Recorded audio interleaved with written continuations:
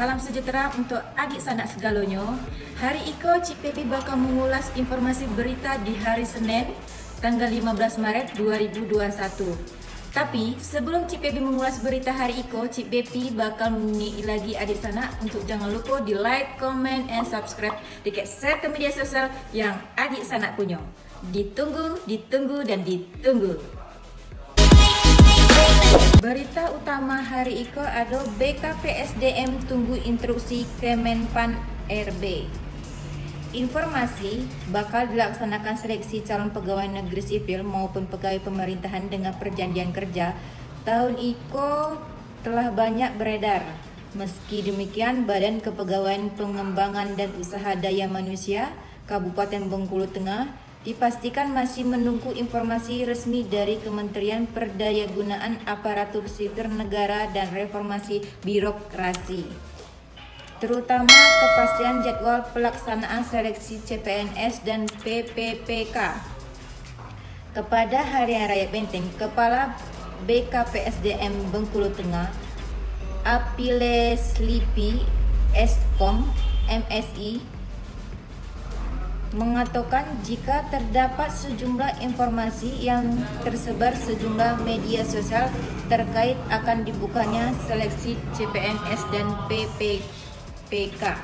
Namun hal tersebut belum dapat dipastikan lantaran pihaknya belum menerima surat edaran atau informasi resmi dari Kemenpan dan RB. Kalau kapan tahapan seleksi akan dimulai kami belum tahu karena masih menunggu informasi resmi dari Kemenpan dan RB, ujar Apiles Lipi. Apiles Lipi menuturkan untuk informasi telah diusulkan sebanyak 246 kuota. Rinciannya tenaga guru 96 orang, kesehatan 52 orang, dan teknis 98 orang. Adapun paling utama ada kebutuhan dokter spesialis yang hampir setiap dibuka nihil pendaftaran. Setiap tahun Iko kita usulkan untuk informasi CPNS. Berapa kuota yang diterima itu tergantung dari pusat.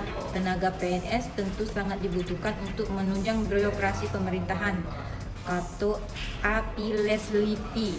Sementara Kabid Pengadaan, Pemberhentian dan Promosi M. Aryo Nurfansa Esa mengatakan anggaran pelaksanaan tes CPNS sebanyak 300 juta. Estimasinya 50.000 dikalikan 6.000 orang. Entah kelak akan ada pelaksanaan atau tidak, anggaran tetap harus ada, pungkas Nurfansa. Itulah berita utama hari Iko. Untuk berita edukasi hari Iko ada Tarmizi, jabat Ketua PC PGRI Pondok Kubang.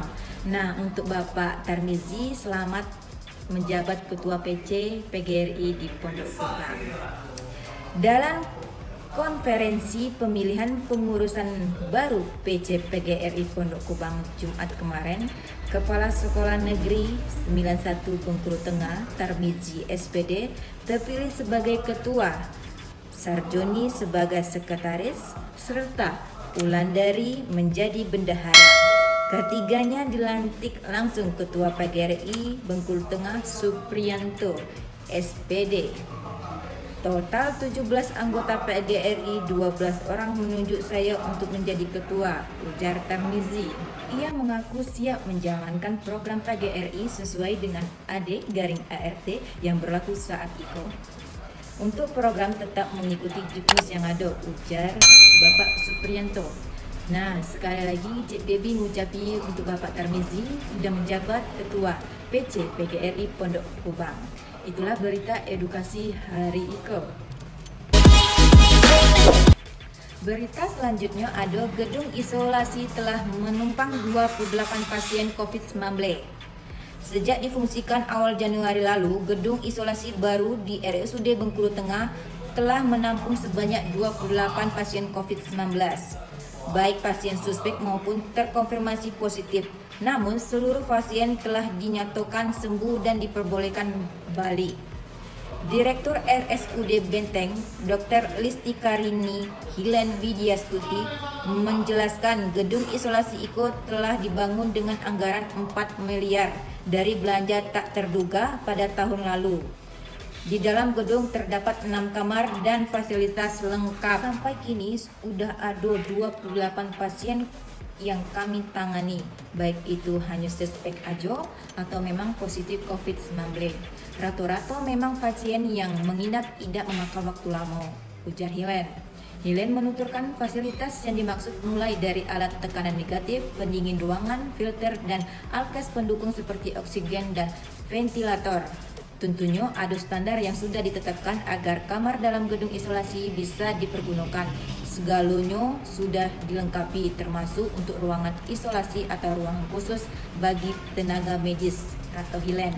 Terpisah, Kepala Dinas Kesehatan Bengkulu Tengah NS Gusti Miniarti Escape MH mengatakan berdasarkan data yang perkembangan kasus COVID-19 di Bengkulu Tengah yang dikeluarkan 10 Maret 2021 terdapat 180 orang terkonfirmasi COVID-19, 160 warga telah dinyatakan sembuh, 19 isolasi, dan 5 meninggal dunia.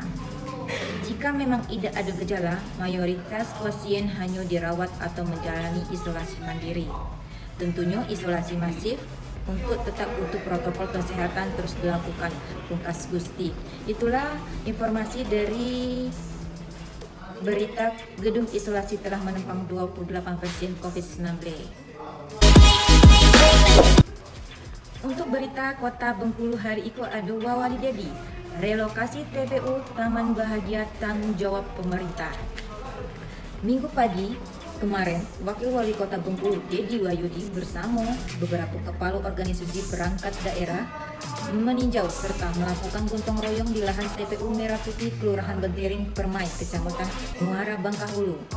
Hal itu sebagai wujud keseriusan pemerintah Kota Bengkulu dalam menata pemakaman di Kota Bengkulu, dan sebagai contohnya ialah TPU Merah Putih. Dengan penuh semangat, Wakil Wali Kota Dedi Wahyudi pun tak canggung saat ikut serta membersihkan sekitar lahan TPU bersama masyarakat yang hadir.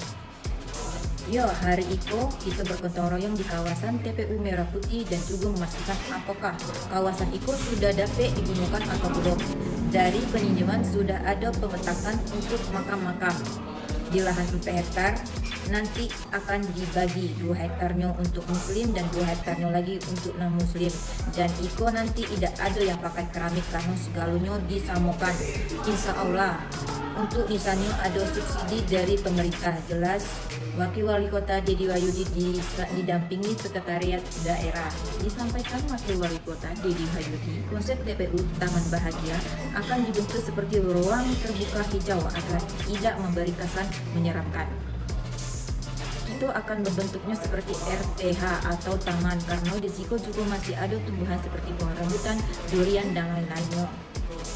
Selain itu, terkait ziarah yang akan dilakukan ahli waris TPU Taman Bahagia non-muslim nanti sore, Dedi mengatakan Pemkot sangat menghargai hal itu dengan perlakuan manusiawi. Itu harga itu dengan perlakuan manusiawi.